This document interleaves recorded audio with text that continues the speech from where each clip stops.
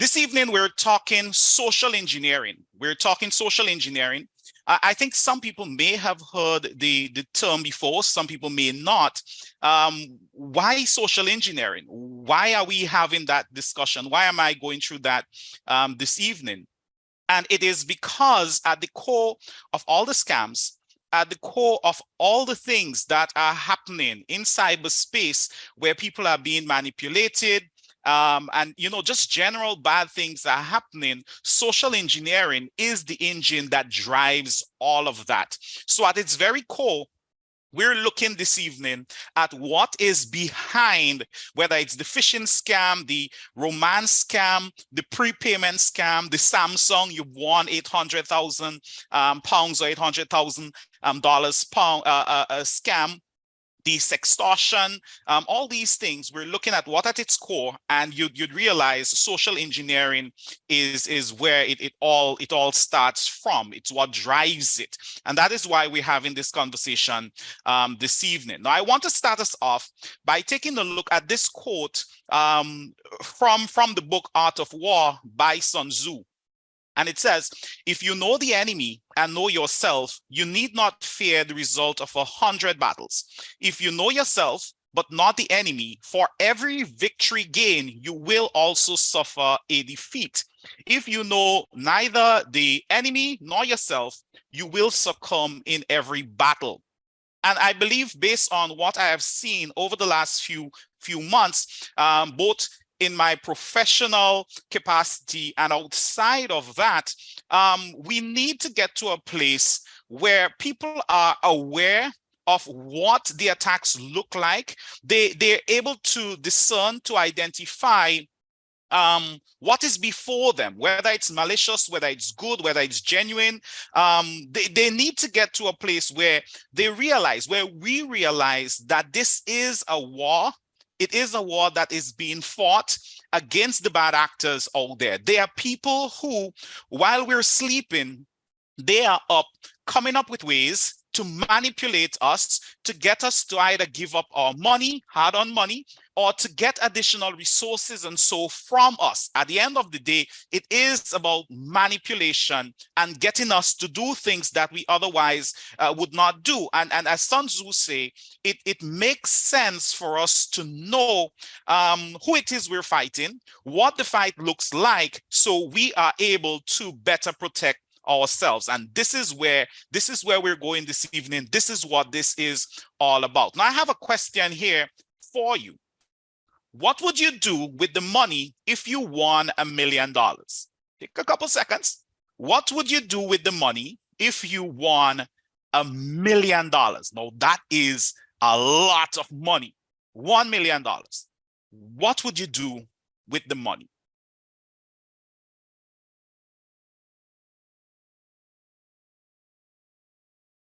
I imagine some of you may have, thought about fixing up the house, taking a vacation, maybe shopping, buying some expensive things.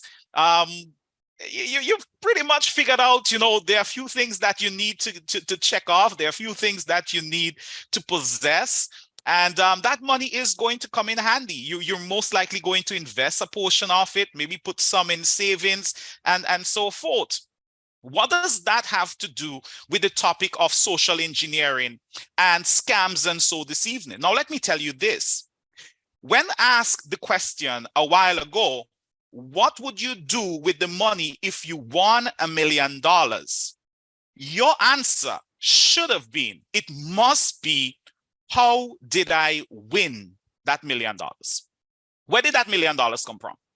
So you ask that question, and it should not be you starting to list out the things you're going to do to spend the money, but you looking at it and questioning that offer that is in front of you. You say, I won $1 million. How did I win that $1 million? What did I do to win that $1 million? Now, you look at a lot of the scams that have been going around. I had the Samsung one come to my phone just this morning again. And people, instead of questioning, all right, What system was my number entered in? How did my number get into that system? Why are you reaching out to me? Who are you? People start spending the money. They start looking at all the things they can do with it, and the logical questions that must be asked are not asked. Now, scammers love it when they get you to a place where you start associating, you start embracing whatever the offer is instead of questioning the offer itself.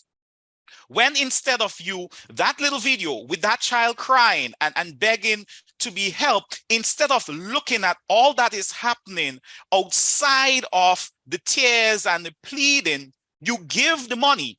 Scammers love that. And there was an instance last year where over $3 million went into the pockets of scammers using little children in videos in their charity scams. Again, it doesn't mean that you need to be cold and callous or anything like that, but understand that everything about us that make us who we are is what is being used against us by bad actors out there. And that is where social engineering comes in. So what is social engineering? Now, I love this definition by Malwarebytes, but what I want you to focus on is that little section in the bottom with the little red brackets around it. It says, to put it simple, if cyber criminals use malware and viruses to hack our computers, then social engineering is how they hack our minds. But what really is it? Well, in a nutshell, social engineering is the art of exploiting human psychology. It is exploiting that which makes us human.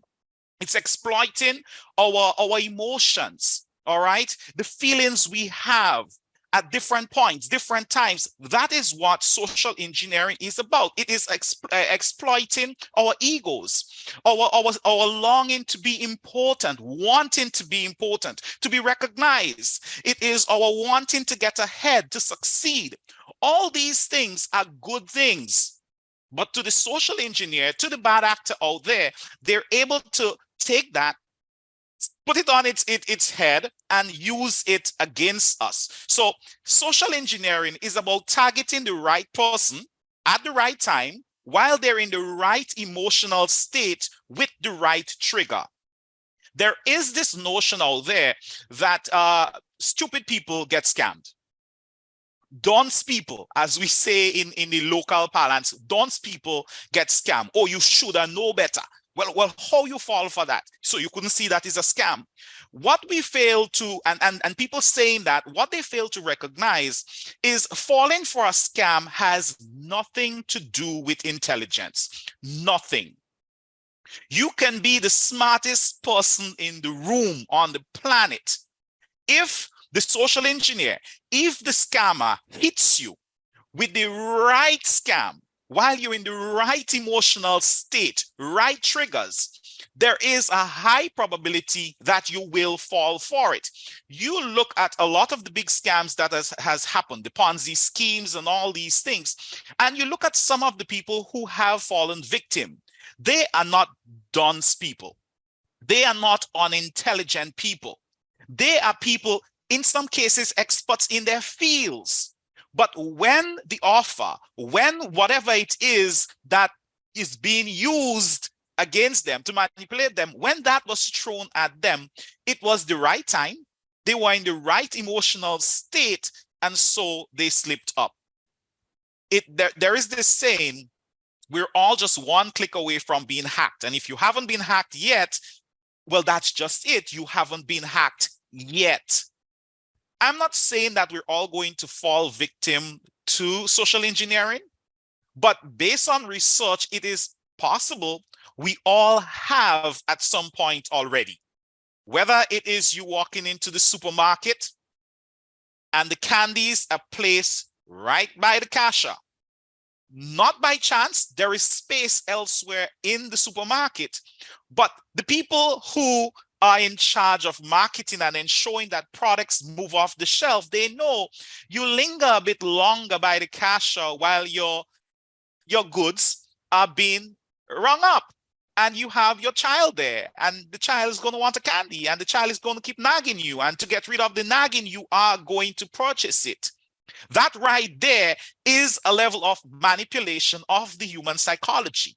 That is what is happening. All right. And that's why I'm saying, you know, if we haven't fallen as yet, we will, because social engineering, it is about exploiting our human psychology. And it's not just for bad. Even in healthy relationships, psychology is employed to get one to do something that they otherwise may not necessarily have wanted to do at that point. Now, I want you to take a look at this slide.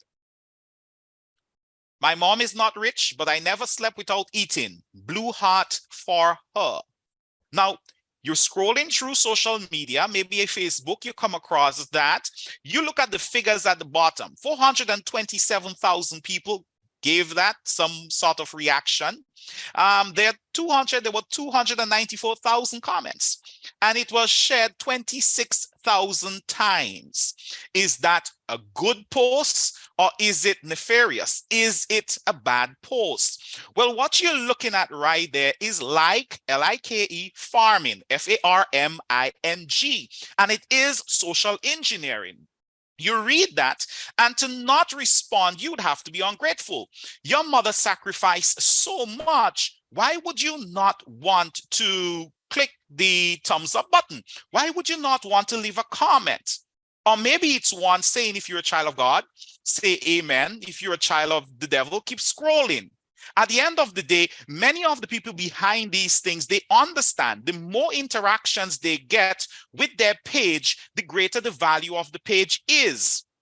And when the value gets high enough, they can repurpose the page or they can sell it off. And oftentimes you wonder how it is that these people keep sending you stuff that you don't even know how they got your information, but you did comment, you did react.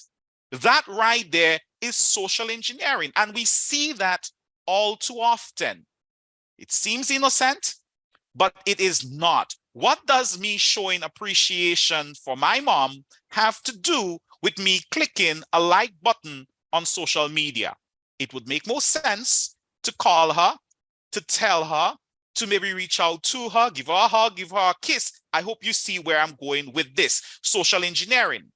Now, there is this show, Lucifer, and this is not a promotion for the show, but I reference it because of how relevant it is to the whole idea of social engineering. And in that show, at different points, when Lucifer Morningstar, the star of the show, when he wants to get information from whoever it is, he often would ask, what is it that you truly desire? And it gets the person to shift from reality to start looking at the dreams and aspiration and so forth. And he is able to manipulate that to get them to give up information they otherwise would not have given up. As I said, I reference that because social engineers, scammers out there, they know that if they get us to a place where we start spending, we get emotionally attached to whatever it is that they're offering, we will become a little easier for them to have their way with. We are going to give up the money, the information a lot faster. Now, there are two sides to social engineering. There is a good side and there is a bad side. So you do have social engineering penetration testers, and that happens within the IT field. It happens even outside of the IT field, where somebody would check to see if they can get into an organization, playing on the good side, playing for the good side, not using fancy toys and technology or anything like that, but through simple questions. So for example, in your organization, I can, if I'm employed by the organization, to see how well you protect data and information. And so maybe they'll hire me to see if I can call in and get information from the office attendant that I should not get. In Grenada, there was an instance where a gentleman boasted about walking into a telecom provider's office and asking for information that he should not have gotten, and getting it simply by complimenting the young lady he spoke to. social engineering. And then you have the bad side of it, where cyber criminals, they manipulate, as I said, our psychology to get the money and the information and the accounts and all these things from us. It's important to note that it doesn't matter which side of the coin you're looking at, the tactics are the same. The difference is the purpose behind the exploitation. So what are some of the skill sets of a social engineer? All right. Well, it's not just about them being technologically savvy. They do not just need to be a technology specialist, but they are good. They have good interpersonal skills. All right. They have to be able to communicate with you. They have to be able to convince you that what you're looking at is the legit thing.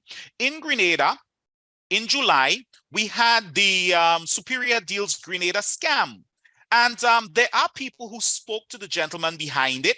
And in speaking with them, they'll tell you that he comes across as a very caring, down-to-earth, honest gentleman.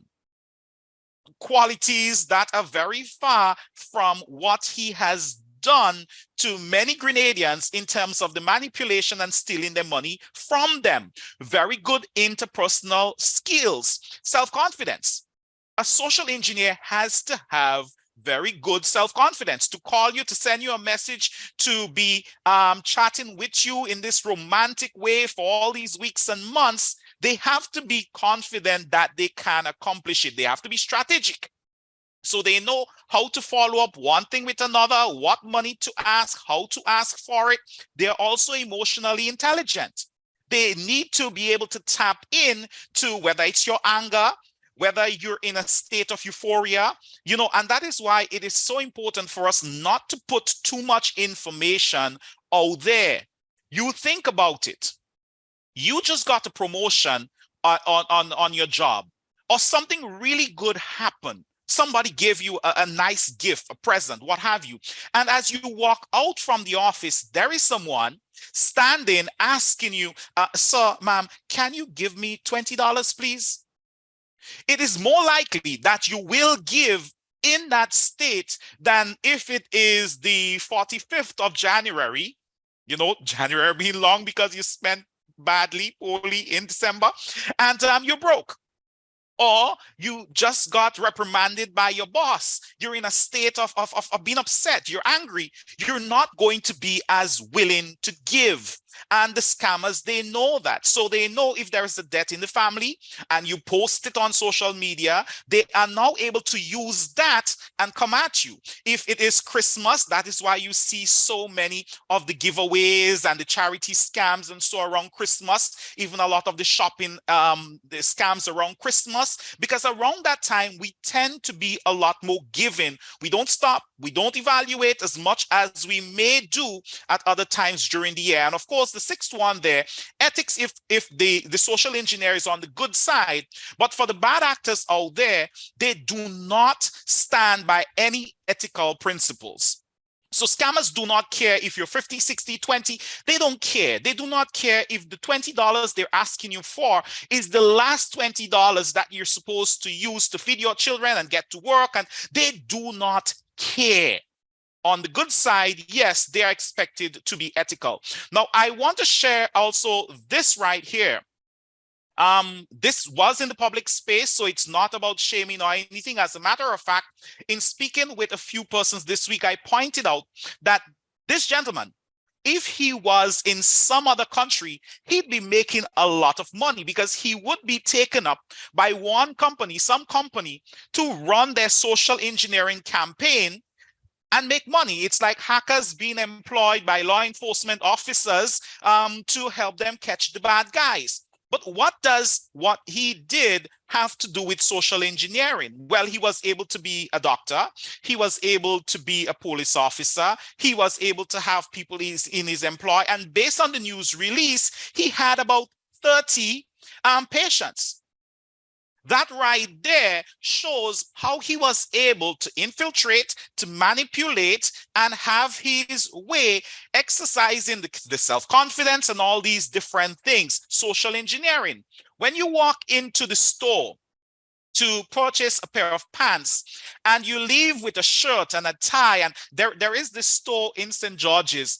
I am very careful when I go into it because I have walked in there with a friend of mine some time back, and he just wanted a pair of pants, and he left with shirt, tie. If they were selling jackets, he may, have ended up leaving with one, because the attendant, she was so good at what she does. But that is social engineering. Oh, that shirt goes lovely with that, and it would make you look so whatever. And she was just, and I'm like, boss, that's not what we came here for. But he did spend more than he wanted to purchasing stuff. I'm sure he didn't. I don't think he needed a tie, definitely not the shirt, but he left with it. Now, social engineering occurs in 4 stages: preparation, infiltration, exploitation, and disengagement. So when you get that call, when you get that message, whether on Facebook, on Instagram, wherever it is, understand that some level of preparation went into it. They had to get your number. Where did they get your number from? All right. How did they end up sending you that friend request? Maybe they befriended somebody already who accepted it, and now they know you're their friend, and they're able to get to you. And then there is the deceit. After they reach out, they infiltrate, they deceive you, they throw the offer at you in a nice, pretty paper, well colored, and then the exploitation, they get you to give. And then, of course, there is the disengagement, where they vanish into the night with your money. Now, there are 7 techniques that are used by social engineers, and this is where you really need to start paying attention. 7 techniques that are used by social engineers. Number 1 is authority. In Grenada, we've seen that for some of the scams to work, people, instead of looking at what is being thrown at them or offered to them, they look at who it is supposed to be coming from. So right now in Grenada, we have a problem because there is a fake account in the Governor General's name. There is a fake account in our Prime Minister's name that is being used. Both of them are being used to send messages to unsuspecting users, telling them, hey, there is this grant, you can get this money, and people are interacting, engaging with it, even though we've put out information saying don't. But it works. In one case, one lady explained to me that, when they reached out, she was like, wow, these are people who want good for me. And they followed up by sending an email using a fake email address they created in the Governor General's name. And the lady explained that when she saw the email, it was not coming from an official email, but she knew that the Governor General have a personal life as well. And so putting those together, the fake profile, the email, though it was fake, and so she decided to send the money. Social engineers use authority. In real life, they may wear a jacket and a tie. It has happened here before, picture of Ruby and money and all these things.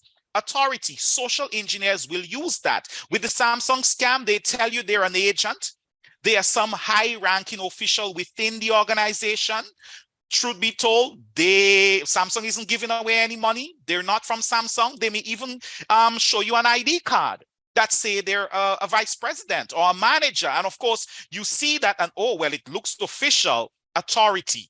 Again, just because somebody flashes a badge or say they are from whatever entity they say they're from does not mean that you should now go ahead with whatever it is they're asking and not do your due diligence. That is one of the techniques used by social engineers, scammers. Number 2 is intimidation. So scammers are going to employ fear to get you to do what they want you to do.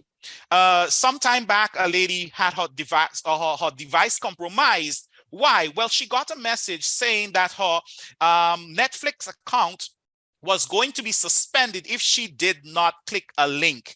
Of course, she didn't want to lose access to Netflix, so she clicked the link.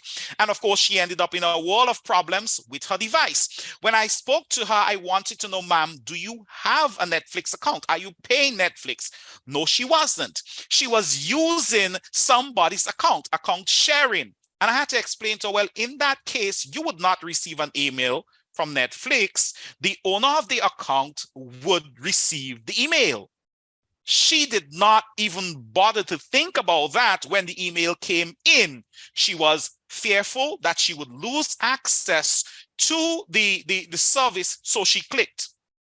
There are other instances where the bad actors, they'll tell you, hey, if you do not send the money, you are going to be prosecuted. We realize you've used your computer, you've accessed child pornography, you've done things that break laws in certain countries. If you do not pay, we're going to send the FBI, we're going to send Interpol, we're going to send some law enforcement agency after you. And some people fearful, they do pay. Intimidation used by social engineers. And you might be thinking, but even in real life, you know, in the physical space, that is used as well.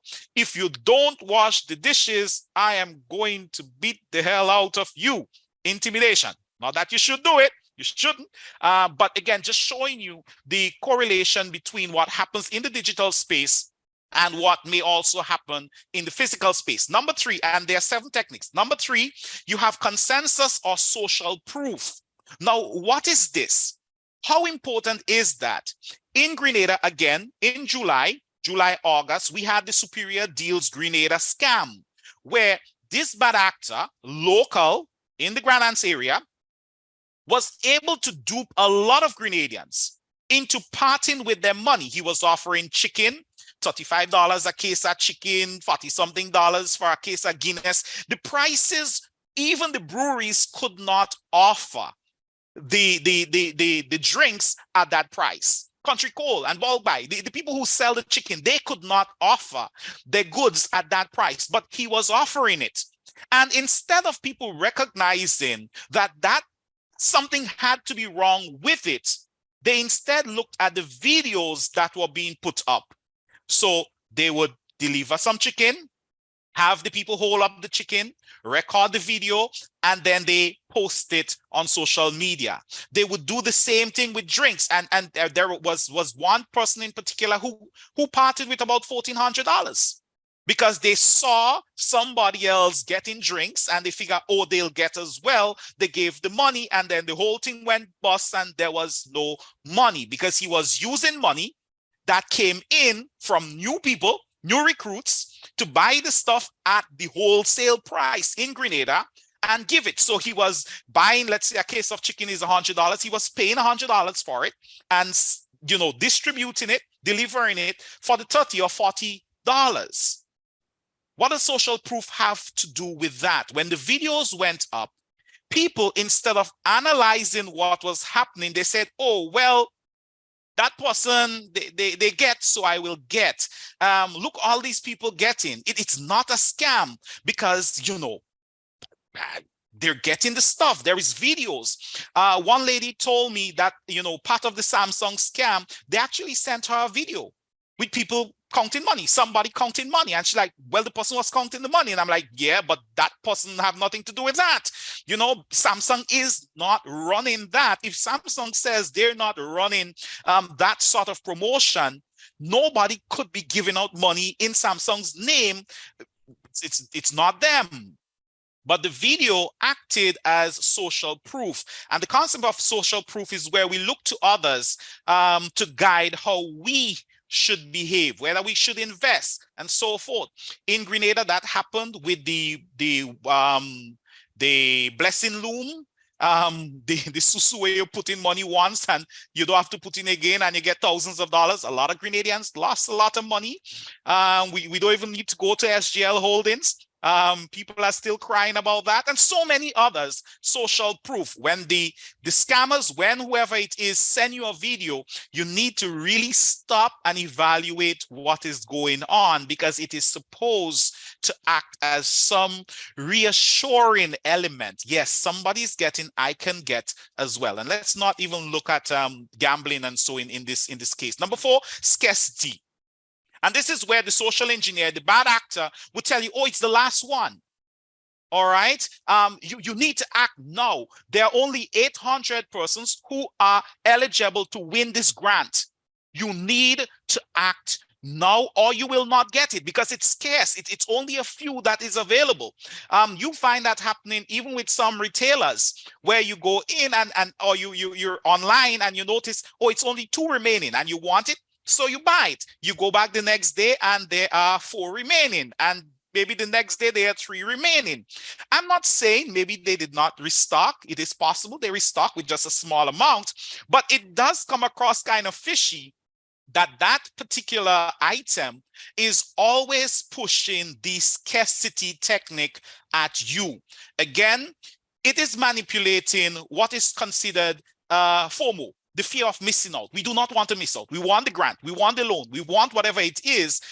We want the giveaway because it's only 400 slots there are.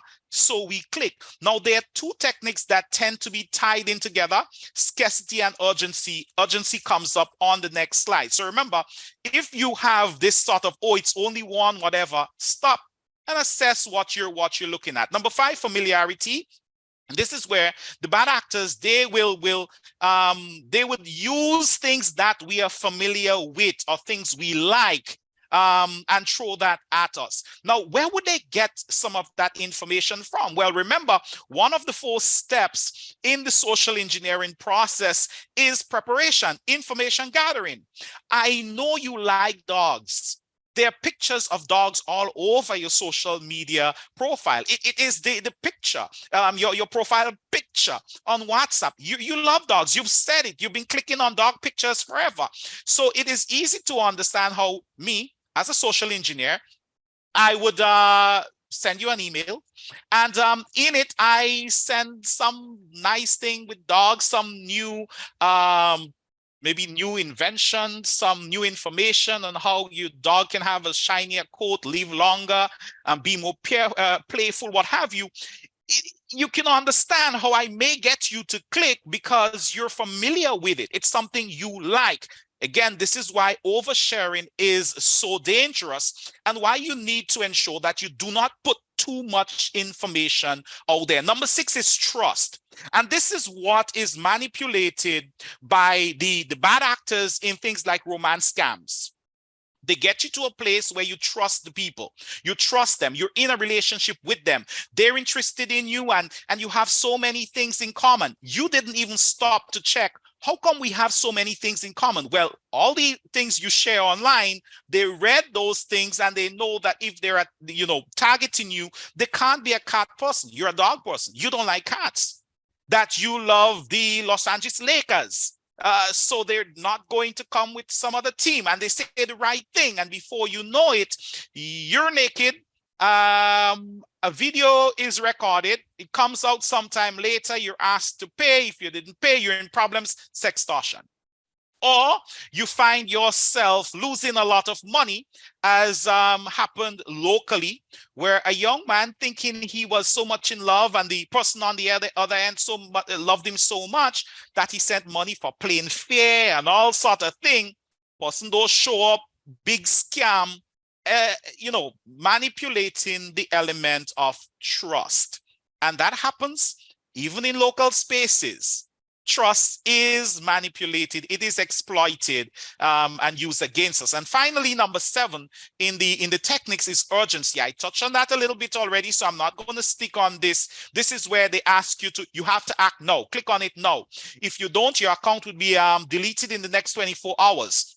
If you do not click on it now, you'd not be able to do X, Y, and Z. I'll tell you this: any email, any message you get where there is this level of urgency and it is supposed to arouse some level of fear in you, stop, take a step back, go cook a pot of oil down, and then come back and look at it again.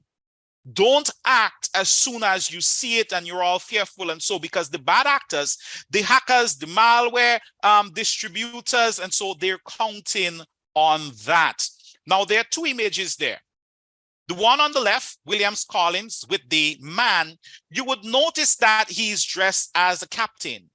That one, now these are two different scammers that sent friend requests to me, right? 2 different scammers. All right, the names just happen to be, you know, Williams, but two different scammers. And the one on the left with the gentleman, it's using the authority. Well, I would want to be the friend of a captain. There are many people who have accepted the friend request of the fake governor general profile and the fake prime minister. I guess they want those people to be in their friend circle. There is nothing wrong with that. But at the same time, you need to do your due diligence. And the one on the right, William Olivia, she looks like a professional, but it's not just the authority that is at play here. There are 4 mutual friends. Well, if I have 4 mutual friends with that person, chances are it's okay because they have vetted her and they've checked her and he, she, or it, they're okay.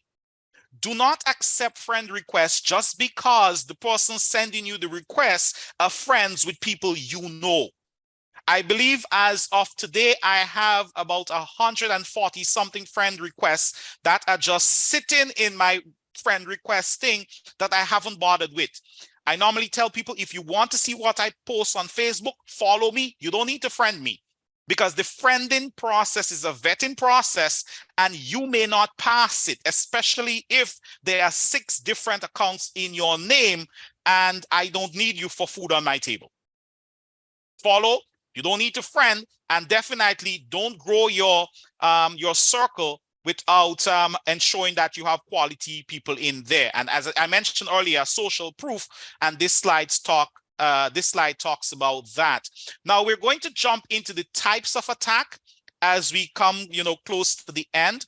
The types of attack that the social engineers, the scammers and so would wage against us.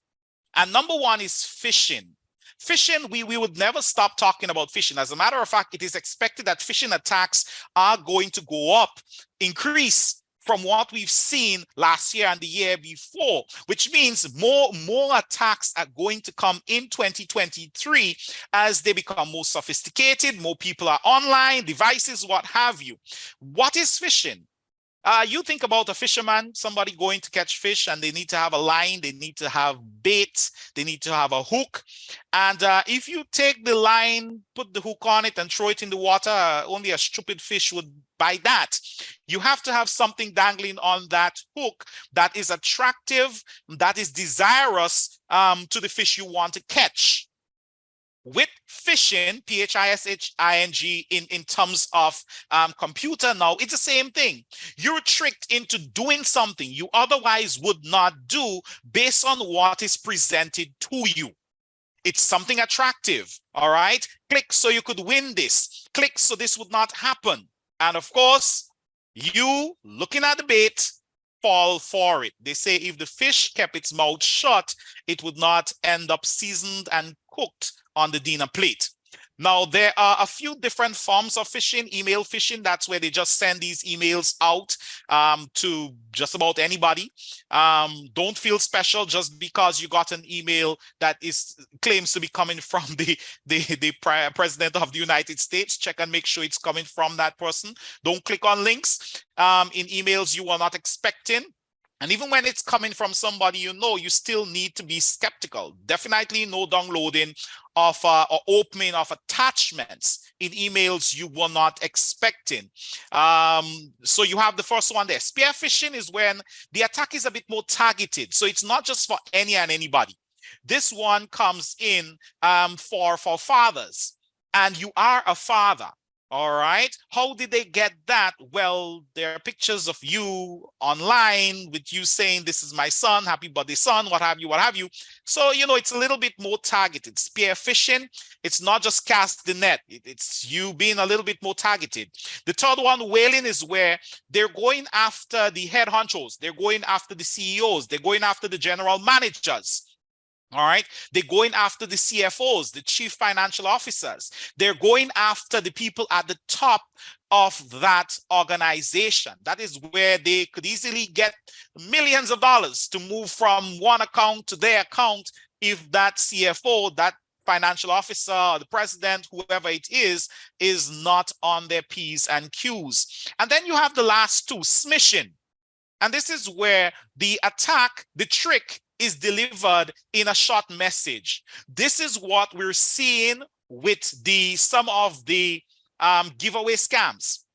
All right, whether it's the Air Caribbean, there were a few from the FIFA, the football competition, the World Cup that ended some time ago. Some of the Samsung one delivered through WhatsApp, and so they are smishing. They are phishing attacks in the form of short messages. All right, short messages, punchy. They do not do a lot of explaining. They just say, this is the bait, this is the worm on the hook. Click on this and let's put you on the plate, seasoned and cooked. And of course, you have the last one, they're vishing, and this is where they may call, they'll call you. So it's an attack that uses voice. The phone rings and this is, hi, this is John from Samsung company. Why haven't you claimed your price as yet? We've had it here for you for a while. I'm going to send you the link. Please click on the link so we can whatever. Or we need for you to send such and such money now. All right. But that is what is happening there with Vision. I have a couple examples here. So I actually got this a couple days ago, asking me to, go and ensure that I click a link so I can have my McAfee antivirus updated.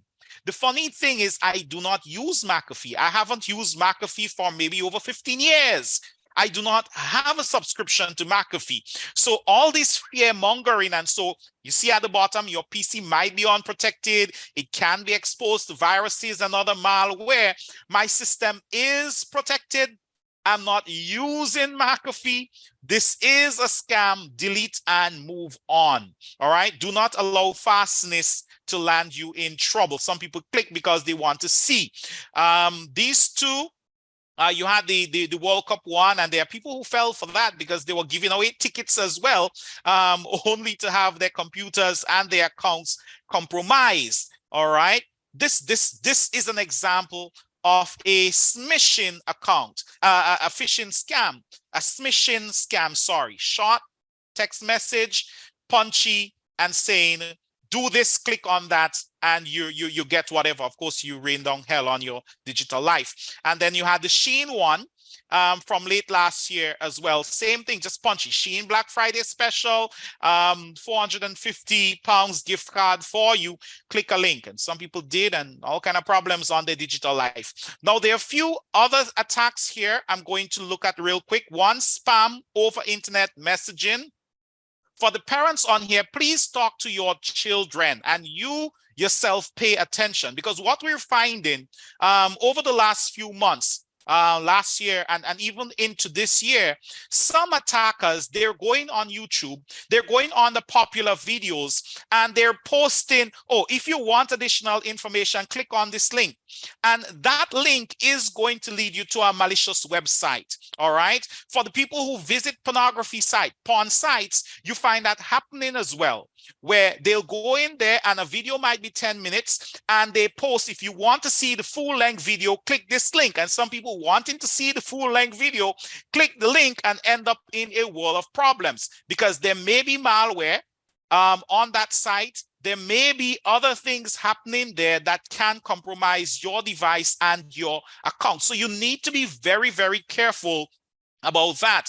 I have seen it happen even under the GIS pages and so on social media, where, there was a press conference or something and somebody pops in, some malicious person pops in, and they just stick some little whatever in there for people to click on, or they tell you, if you want additional information, if you lost any money and you need to recover it, this person helped me, click this link. And of course, it is all tying back to some sort of malicious activity. So again, you need to be very careful, because even on legit site, you would find that happening, spam over internet messaging. All right. Next, I have pretexting or impersonation. I spoke earlier about the fake profiles in the Governor General name, the fake profile in the current Prime Minister name. We don't even need to talk about the amount of fake profiles that used to be in the former Prime Minister's name and other government officials, senators and ministers and so. But you do find that happening. Bad actors pretending to be other persons. Now, in the case of the gentleman I showed you earlier, who you was the doctor and was the police officer. And so that right there is an example of pretexting, all right, impersonation. Now, let me tell you this, and please remember this. Just because somebody sends you an ID or some picture that look like an ID saying they're from the FBI or what, doesn't mean it's legit. You'd be surprised at how easy it is to take somebody's ID and make some adjustment to it and pass it off, especially if the person you're sending it to, they're not going to scrutinize it carefully. All right. Impersonation is a big part of what's happening. We're seeing people now reaching out saying they are from the IMF, they're from the World Bank, offering loans and grants and so forth. You have fake pages being created using the logo and emblems and so of some of these organizations. And people are sending information. People are sending money. Do not send the information page of your passport to anybody that you have not verified. That page right there is very important. You must protect it. Do not send copies of your IDs. As a matter of fact, one of the easiest ways of taking over your account is to have your ID locally in Grenada. With the same Superior Deals Grenada scam, the gentleman got a lot of Grenadians to give him copies of their official ID. And he asked for it so he could create membership cards that would, allow them to access the very cheap food and so forth. And he even used scripture in some instances, saying how it was God's work and he was giving back and feeding the poor. And so just to tie in again to what some people want to hear, want to believe. And of course, he got them to give the ID, to give the money, and he made quite a lot of money. And you look at the Food Boss scam in Grenada, it was the same thing. You look at the raffle scam, same sort of thing. Impersonation. All right, you need to be very, very careful with that. Number 4, it's more about protecting you in the physical space. All right. Important personal confidential information should not just be crumbled and thrown into the bin so the garbage collector can take it and go with it. There are certain things that should be shredded, they should be destroyed, sensitive documents, and so you don't just leave those things lying around. And if you're a manager, or you're working in an organization where these sort of things happen, you need to say, hey, no, we can't do that. You can't just be throwing the bank your credit card report, your credit card statement. You can't just be throwing that in the bin. There's information on there that you would not want getting in the hands of bad actors. Professional social engineers, on the good side of things, they use that. They will go through your trash. I go through your trash and I see a pregnancy test there and a few other little things. Then it tells me, it gives me some insight in terms of what is happening, what might be happening in that home. I see lots of things that suggest somebody might be diabetic. Again, I know what is going on. If I'm going to craft an email, I'm going to craft an email now with some new technology, new information that would help you fight diabetes, and I send that to you. High chance you are going to click on it. All right, so you have to be careful about that. The last thing I'll say on this is, people they purchase expensive gifts, expensive things around Christmas, and then they take the boxes and they just put it outside their door for the garbage collectors to go with. And anybody passing through the neighborhood is able to see that and know, hey, there is an expensive TV in there. There is a new gaming system in there. And I remember a couple of years ago, took a box and dropped it off someplace else. And one of my girls asked, hey, why did you do that? I'm like, well, let people pass and think they have a new TV and not us. You might say it's unfair, but hey, check what is outside your door. All right, be very careful how you dispose of the boxes and packaging of your expensive stuff. Number 5, shoulder surfing. When you take out your phone in the mall or wherever, who is looking over your shoulder? Where are the cameras? Because some of these places, they have cameras. Can they see when you key in your password? Can they, would they be able to tell what your login credentials are? All right. The person sitting behind you on the bus, how much information are they able to gather about you? All right, you need to, again, think about that. Now, you may say, well, we do not have a big problem with that here. Yeah, but we do travel to some of the bigger countries, and the shoulder surfers know how to get information using that method. Farming, that's number 6. You find these bad actors, and you find a lot of that happening with people who have Microsoft accounts. And so an email comes in and you're supposed to click a link or something, and it takes you to a site that looks just like Microsoft site. There are people who have lost access to or control of their Facebook accounts because they clicked on a link and it took them to a page that looked just like Facebook, asking them to put in their credentials. They did, not realizing they were handing their credentials over to the bad actors. Not all compromised accounts were hacked. In some cases, people gave over the credentials, falling for simple social engineering scams. Number 7, eliciting information. I don't know what else to say about that. You have people playing these quizzes and these games online to find out what kind of potato they are, or how them and some movie star child is going to look, and so forth. And many do not realize that they're giving up information indirectly, without knowing who is behind it. In some cases, the questions you're being asked are the same questions that you normally use as your security questions when securing your different accounts. All right. So for instance, let me give you an example. I would say something like, I'm sure I saw you in First Caribbean Bank yesterday. I'm sure it was you that was in First Caribbean. And you're like, no, it wasn't me. You sure I saw you in First Caribbean? You had a black shorts and a white shirt.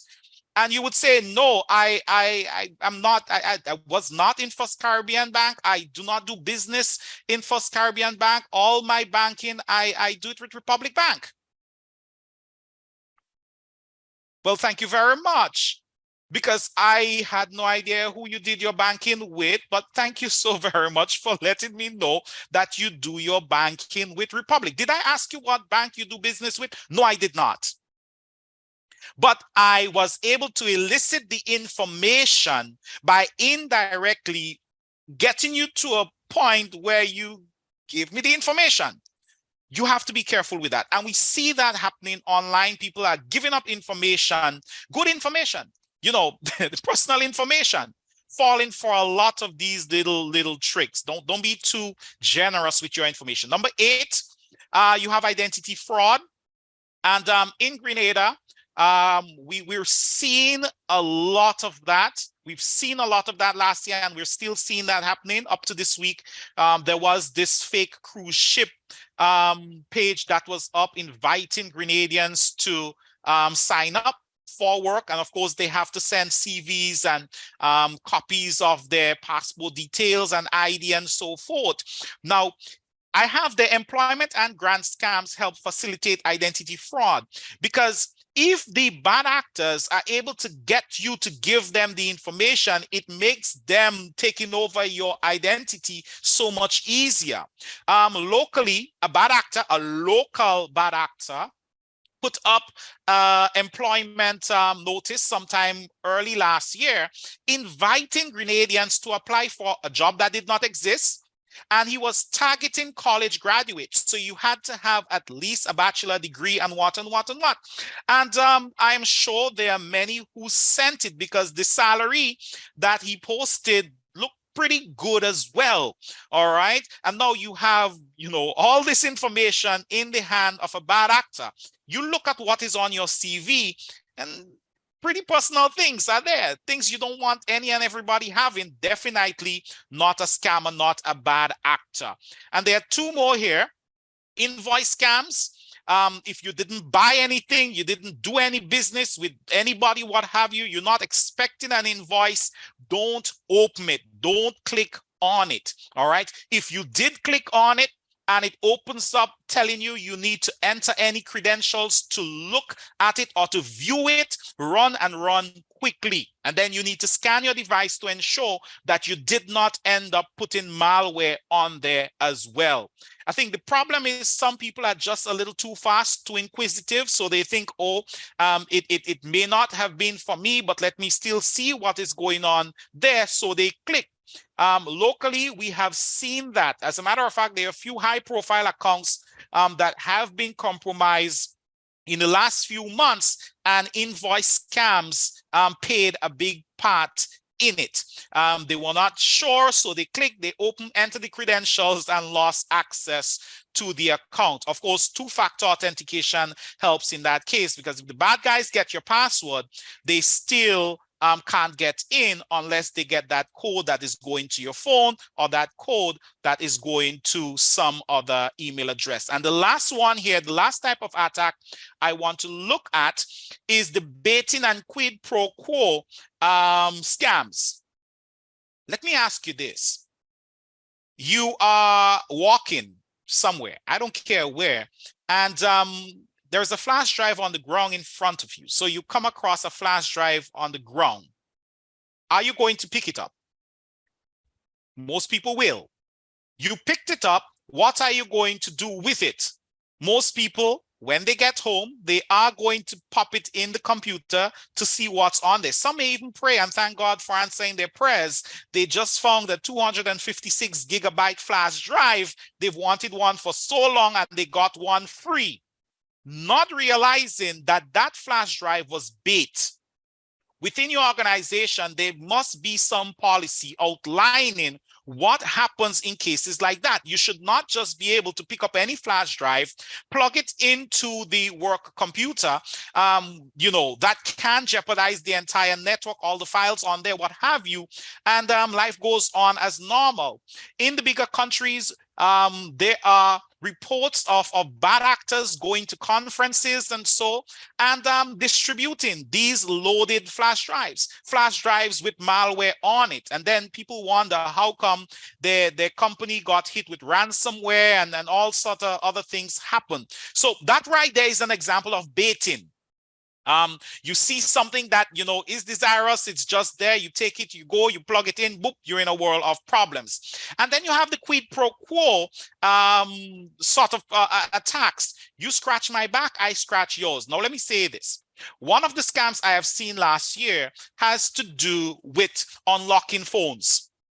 So you go on eBay, you go on some of these sites, and you reach out to these people, and they are unlocking phones. You want the phone unlocked because it came from the States, and you can't use a local SIM card. You need to have it unlocked so you can use it. And they tell you, oh, well, they can unlock it for you for 10 or 15 US. And they give you instructions. You need to install this particular bit of software. You need to then connect the phone to your computer. They may even ask you to turn off your antivirus. This is something that actually happens, So you do that, and of course they tell you just leave it alone so they can do what they do, and you see things being installed, things moving on your system because you've given them remote access. And when they're done, they tell you, oh, we're very sorry, but we had a problem with your device. We're unable to unlock it, so we're going to refund you. And they do refund you. You get back the $15.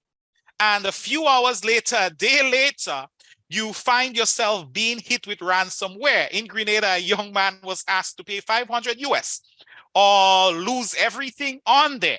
All right, in Grenada, 500 US or lose everything on there. Of course, he couldn't do anything about it because the device was locked up. You have no idea what they're installing. You have no idea what they're manipulating. But hey, you scratch my back, I'll scratch yours. You want your phone unlocked, I need access to do it, and you have that sort of problem. That also exists in cases where you may have somebody reaching out saying they're a technician wanting to help, and all sort of problems happen to you. And I'm almost to the end, 2 more slides to go. Now there is this quotation here, this quote here from CompTIA Security Plus. That's the book, chapter 1. It says it is estimated that 1 out of 10 people is conned every year through social engineering methods. And as many as half of them don't even know it has occurred. And I ask why? And I'll tell you why. Because many people refuse to believe that they fell for a con, that they were stupid enough to be taken. They were, not smart enough to see that something was wrong with it. Understanding falling for a scam has nothing, very little to do with how smart or how intelligent or how unintelligent you are. It is more about emotional manipulation, psychological manipulation than anything else. And the other reason is reputation. A lot of people, some of these things, they would not report it. They refuse to believe it happened, what have you, because of their reputation. They can't afford for that to be tarnished. I am Mr. So-and-so. I am Miss So-and-so. I am the manager of. I am the CEO of. This could not happen. All right. So it is not me being conned, or they just chalk it up as bad luck. I was unlucky. It was a bad investment, not realizing there was no investment. You got had. You got taken. You were conned, you got scammed. And this is my final slide here. Now, understanding all I have said so far, that social engineering is about hacking the human being. How do you protect yourself? How do you protect yourself? And if you came on here expecting to have me give you some fancy software and expensive hardware that you're supposed to purchase, that's not going to happen. Because at the end of the day, the software and so, while they do help, it often boils down to the human behind the keyboard. All right. You might have very good software, but you have the human who would plug in the flash drive, who would click the link, who would turn off the antivirus software because they want this or that to happen. They'll turn off the VPN because they want to access this content, and the entire system comes down. So how do you protect yourself? Number one, slow down. Slow down. It doesn't matter what is being offered to you. You need to take some time to think and to verify. All right. The notice I got this morning from Samsung said I had won 800,000 US and a brand new Samsung S10 Edge. 800,000 US, that's a lot of money, and a brand new Samsung S10 Edge. And I asked the scammer, why am I being offered an S10 in 2023? Why am I being offered such an old phone? And it threw the scammer off because I was supposed to be focusing on the $800,000. But why am I being given a 2019 phone in 2023? And then I asked, what processor is it coming with? And I put 3 processors in there, one that does not exist. And I got a what from the scammer. Threw them off their game. And I had a few other questions I was going to ask. I was going to bait them for the whole day because I had some time today, just to see how they were going. And if they're busy with me, they're not busy trying to scam somebody else. But this is what you want to do. Stop, slow down, and just evaluate what is in front of you. Now, be careful about engaging with scammers. All right, be very careful. So I'm not saying that you need to have a conversation with them. The best thing to do is block them, report them, and move on. All right. But you need to stop, and does it make sense? And then I was going to ask before they block me. They often block me. I don't normally block scammers. Scammers block me because if I block them, they may still whatever. But when they block me, I know that's it. They block me. They're not nothing happening again. And I was going to ask them, since when Samsung manufactured an S10 Edge? That phone does not exist. It never existed. Samsung never made that. All right. So slow down, take some time to think, to verify. right? Go to Samsung's website and see if they have any promotion. All right, ask somebody, does the IMF give local Grenadians, the small man on the street, money like that? Does the World Bank hand out money like that? You know, don't be too quick to on the price that does not exist, that you click and end up in a world of problems. So slow down, take some time, think and verify. Number two, and it's only 3 of them. Number 2, keep your emotions in check. Remember, all emotions can be used against you. So don't be too fast. An email comes in or a message comes in to see Beyonce naked, click here. Why would I want to see Beyonce naked? I mean, what does it have to do with me? But some people will, and they click, and then, you know, they end up in all sort of problems. And when you ask them how it happened, they never know how it happened. All right, keep your emotions in check.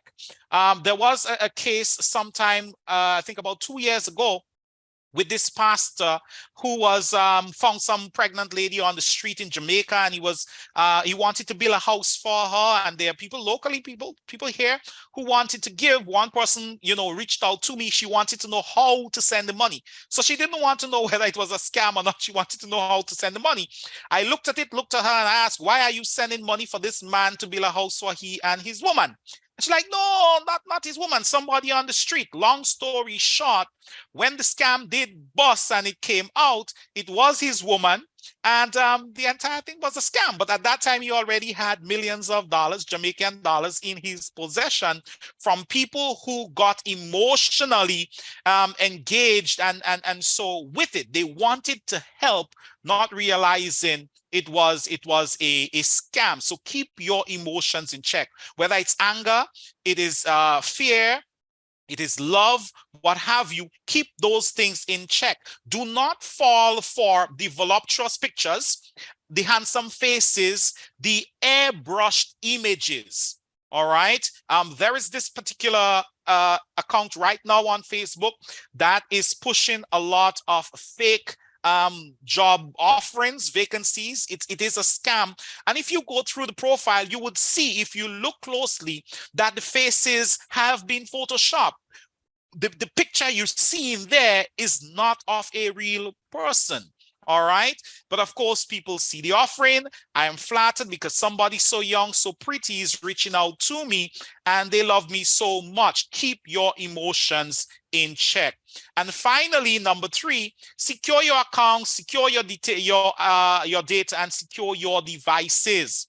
So this is not, we're not playing in 1995. We're not in 2000. This is 2023. Free is going to get you in a lot of trouble.